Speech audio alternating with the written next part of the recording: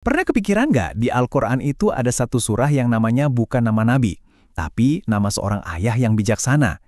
Nah, apa sih yang bikin nasihat seorang ayah ke anaknya ini begitu luar biasa sampai diabadikan oleh Tuhan selamanya? Yuk kita bedah bareng-bareng lapisan makna di dalam surah Luqman. Nah, ini perjalanan kita kali ini. Pertama kita kenalan dulu sama sosok Luqman. Terus, kita lihat apa aja sih keutamaan surah ini yang udah banyak orang tahu? Baru deh kita masuk lebih dalam. Kita bongkar blueprint atau cetak biru kehidupannya, kita lihat seni dia menyampaikan pesan, dan terakhir, apa relevansinya buat kita di zaman sekarang. Oke, kita mulai dari yang paling utama. Siapa sih sebetulnya Luqman ini, dan apa yang bikin dia begitu spesial? Coba deh kita pikirin sebentar. Ini kan kehormatan yang luar biasa banget ya. Allah mengabadikan nama Luqman bukan karena dia punya mujizat seperti Nabi, tapi karena hikmahnya. Kebijaksanaannya sebagai seorang ayah dalam mendidik anak itu dianggap begitu fundamental, begitu penting sampai jadi pelajaran buat kita semua selamanya. Oke, sekarang kita masuk ke lapisan pertama. Ini lapisan yang paling luar, yang paling banyak orang tahu, berkah-berkahnya. Kira-kira apa sih manfaat yang diyakini orang bisa langsung didapat kalau kita baca surah ini? Nah, ini beberapa yang paling populer. Banyak yang percaya kalau surah Luqman ini membawa berkah yang nyata banget. Misalnya nih, buat ibu hamil, katanya bisa membantu anaknya jadi cerdas dan soleh. Ada juga keyakinan kalau yang baca surah ini bakal dijaga malaikat dari pagi sampai sore. Dan tentunya ini yang paling jelas jadi semacam buku panduan buat orang tua. Dan dengerin deh yang ini, ada ganjaran yang spesifik banget disebutin. Diriwayatkan bahwa Nabi Muhammad pernah bilang, orang yang baca surah ini dapat 10 pahala kebaikan untuk setiap orang yang pernah berbuat baik dan jahat. Kebayang nggak? Itu nunjukin betapa tingginya nilai hikmah di dalamnya. Oke, lapisan terluar udah kita lihat, sekarang yuk kita kupas lebih dalam lagi. Di balik berkah-berkah tadi, nasihat Luqman ini sebenarnya kayak sebuah kurikulum. Ya, kurikulum yang terstruktur banget, semacam cetak biru buat membentuk manusia yang utuh. Para ahli yang meneliti nasihat Luqman ini nemuin sesuatu yang keren banget. Ternyata, ini tuh bukan sekedar kumpulan nasihat acak loh, tapi sebuah kerangka pendidikan yang punya 3 pilar, sistematis banget. Mulai dari yang paling dasar, yaitu keyakinan, terus naik ke level tindakan, dan puncaknya adalah pembentukan karakter. Nah, ini dia pilar pertamanya.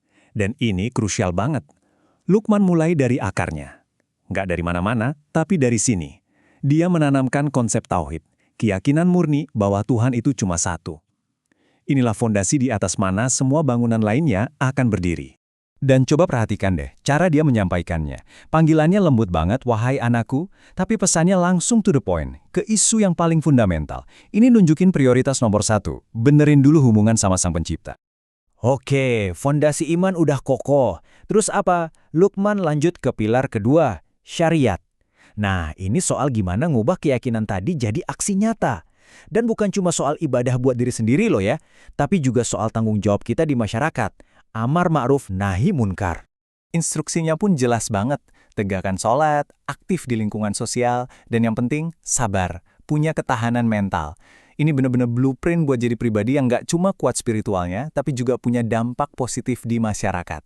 Dan inilah puncaknya, pilar ketiga, akhlak, moralitas. Gampangnya gini, kalau tauhid itu apa yang kita yakini di dalam hati, syariat itu apa yang kita lakukan dengan tubuh kita, nah, akhlak itu adalah hasil dari keduanya. Siapa diri kita sebenarnya, karakter kita. Dan kata-kata Luqman di sini, wah, dalam banget. Dia nggak cuma bilang, jangan sombong. Enggak. Dia ngasih gambaran yang jelas. Jangan memalingkan mukamu, jangan berjalan dengan angkuh. Dia seolah ngasih tahu kita kalau kerendahan hati itu bukan cuma di hati, tapi kelihatan dari gerak-gerik kita. Kita udah bahas apa isi nasihatnya.